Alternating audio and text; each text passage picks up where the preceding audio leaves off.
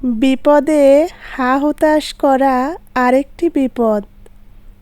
যে অন্যের বিপদ আপদ দেখে তার নিকট হাজির হয়, তখন তার নিজের বিপদই তুচ্ছ হয়ে যায়। কূপে থুতু ফেলো না, কারণ হয়তো কখনো তোমার এই কূপ থেকে পানি পান করার প্রয়োজন হতে পারে।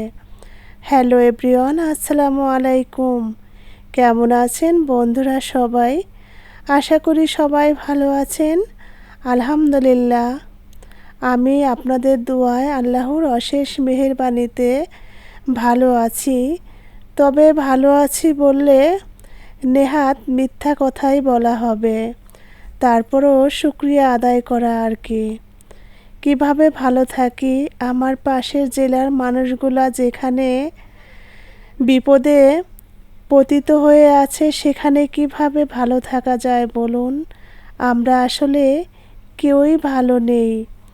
তো বন্ধুরা আমার, আজকে কি রান্না বান্না করব সেটাই আপনাদের সাথে শেয়ার করতে যাচ্ছি। শুরুতেই দেখতে পেয়েছেন আমি মসুর ডাল, কালো জিরা, লতি এগুলা দেখিয়ে দিয়েছি।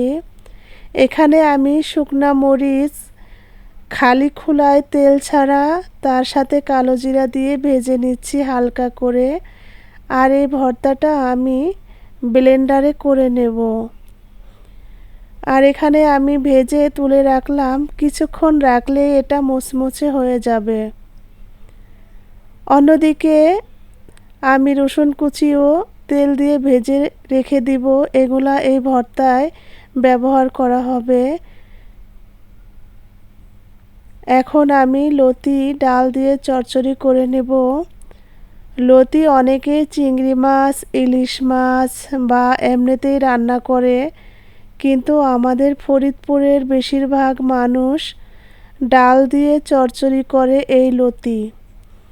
একদম শুকনো শুকনো করে একটা চচ্চড়ি রান্না করে, কড়াইয়ের সাথে যেন লেগে যায় এইভাবে চচ্চড়িটা করতে হয়। তাহলে এই চচ্চড়িটা খেতে খুবই দারুণ লাগে। আপনারা যারা এখনও খাননি, অন্য অন্য জেলায় যারা আছেন, অবশ্যই আমার এই রেসিপিটা ফলো করে রান্না করে নেবেন। এখানে আমি তেমন কোনো মশলাই ব্যবহার করিনি, শুধুমাত্র পেঁয়াজ কুচি, রসুন কুচি, কাঁচামরিচ, হলুদের গুঁড়া, মরিচের গুঁড়া, সরিষার তেলে দিয়ে ভেজে নিয়েছি।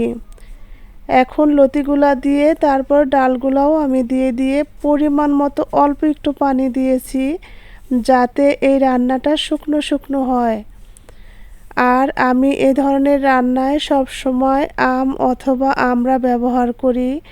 আজ আমি ফ্রোজেন করা আমড়া দিয়ে দিলাম। আর এই আমড়াটা দেওয়াতে লতির স্বাদ অনেক গুণ বেড়ে যাবে। অন্যদিকে আমি ব্লেন্ডারে কালো জিরা ভর্তাটা করে নিচ্ছি। প্রথমে আমি কালো জিরা, শুকনো মরিচ গুঁড়ো করে নিয়েছি। এরপর এখন লবণ দিয়ে দেব পরিমাণ মতো।